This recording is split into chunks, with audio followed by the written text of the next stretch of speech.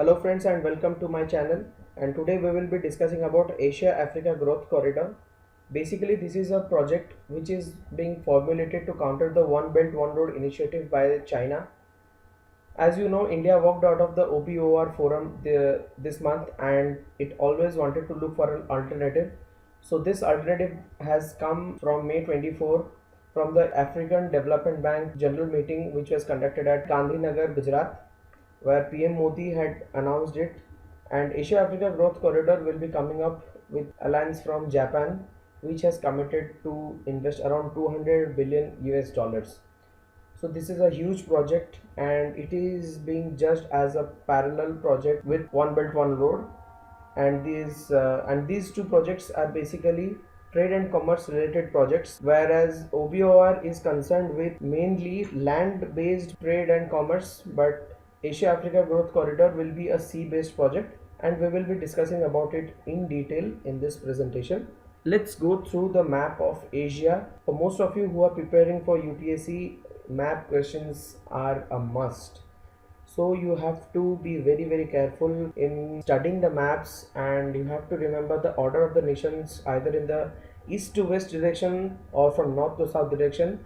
And mostly what I find that students face a lot of difficulties when they basically do these kind of Central Asian countries. Okay, and mostly in UPSC the questions are asked regarding the countries which are around the Caspian Sea or Black Sea, so you have to take special care about it. So for revision purpose, let me tell you, in Central Asia, the uppermost country is Kazakhstan, whose capital is Astana. Under it, it is Uzbekistan with the capital of Tashkent. And moving on, beside it, it is Kyrgyzstan with the capital of Bishkek.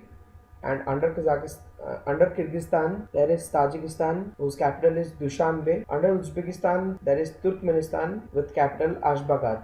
So you have to take special care about it, and especially the countries which surround Caspian Sea and Black Sea as well.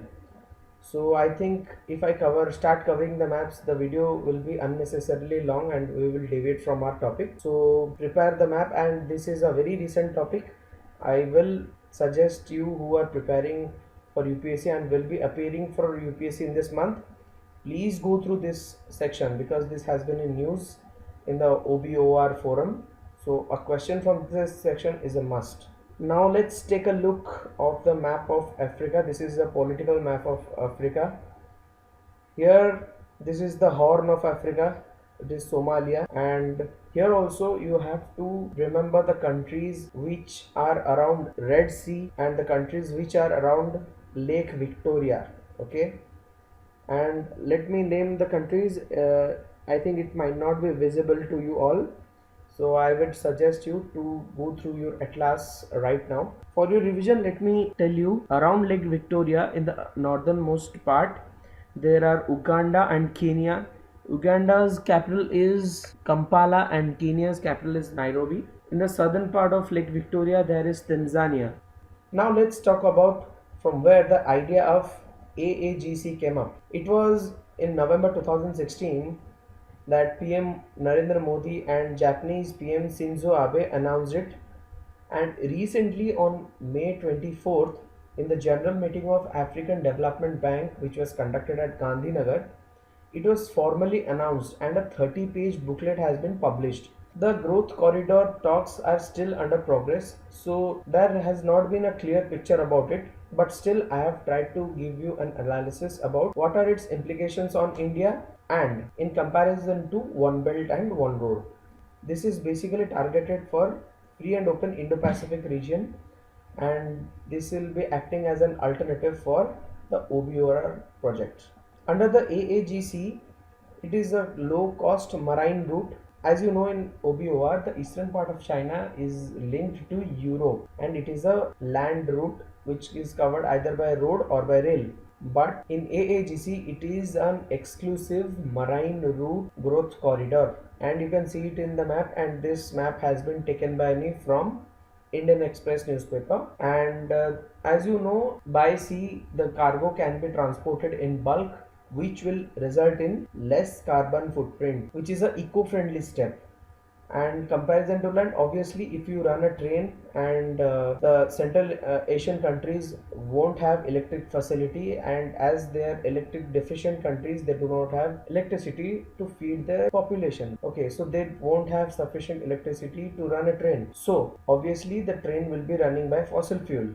So this will be having a greater carbon footprint than a cargo ship. Okay, so till now the picture is not clear about what would be the ports of connections and what would be the routes. And as per the reports, the three decided routes are Jamnagar, which is in Gujarat, which will be connected to Djibouti. Djibouti is a small North African country which is located here. Then second is Madurai in Karnataka, will be connected to Zanzibar, which is in Tanzania, and which will be connected to Mombasa, which is in Kenya. Thirdly, Kolkata will be connected to Myanmar. So these things are still in a stage of discussion and nothing has been made sure about it. So these are the first hand informations which I am providing to you. Moving on, let's discuss why Asia Africa Growth Corridor is being discussed now. It is basically because Africa is a huge continent which is unexplored to its full extent yet.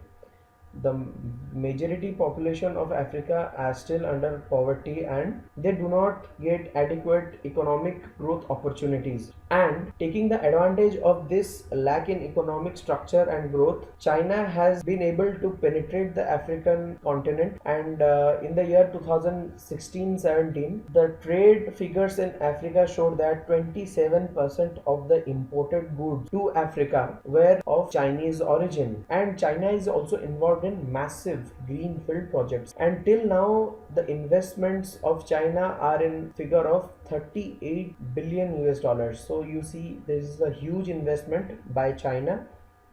And the AAGC program has been made to basically curtail the Chinese dominance in the international market. And as China has already started the OBOR, which is trying to link the East China region to the Europe to whip up the economic scenario there. So this has been formulated just to curtail the Chinese dominance. Now let's take a brief look about the comparison of OBOR and AAGC.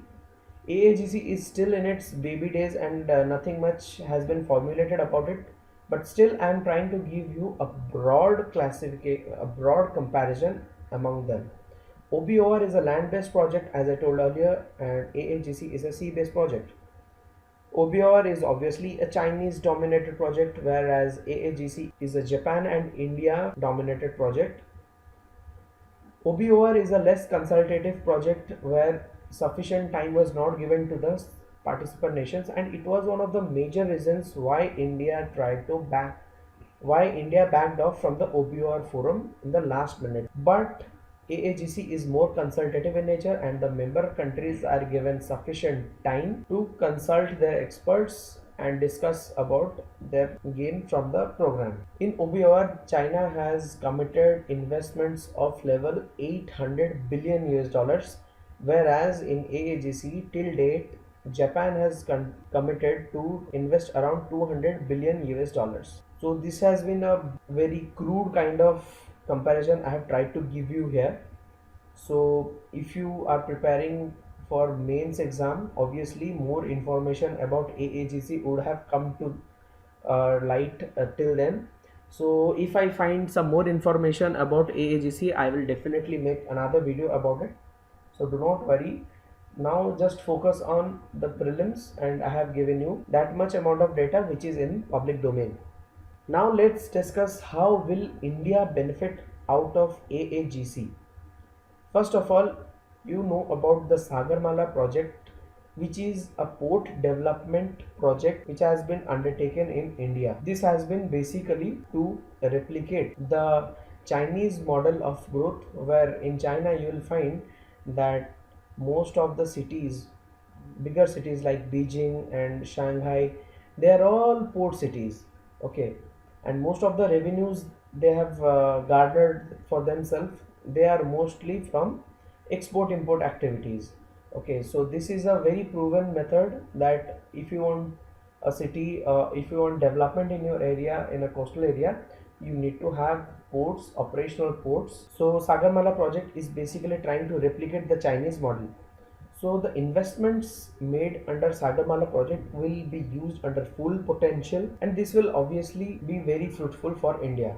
Second, if the port cities and the export imports are increased, this will give a better and bigger impetus to the manufacturers, and manufacturers will be encouraged to produce goods which will be directly exported. This will lead to increase in foreign exchange of India. So just imagine, if by increasing the exports, if we are increasing our forex kitty with the RBI, we will be having greater say in the IMF, or for that sake in the Asian Development Bank or the New Development Bank, which are being touted as alternatives to curtail the dominance of IMF in the international market. So this will be a win-win condition for India. Thirdly, the Skill India mission, which has been running in India, where most of the youths are being trained, they will find proper employment, and this will lead to higher standard of living as well. Along with getting employment, if we are getting better export, that will be a double achievement for India. Fourth benefit for India will be close exposure to Japanese technology in infrastructure. Obviously, Japan is one of the most technologically advanced nations. So, if Indian engineers get to work with their Japanese counterpart, they will be having a better exposure to their technology. This will lead to development of our country as well. And lastly, India will have a bigger say in the international trade and commerce. This is an obvious outcome, so I have written it in the last. The first 4 points are important in my point of view. So, in my view, these 4 points are how India will be benefited from AAGC. So, friends, I tried to cover what much is there in public domain regarding AAGC in this video. If you find it interesting, please like the video. So, guys, that was all. Do subscribe to my channel. Thank you.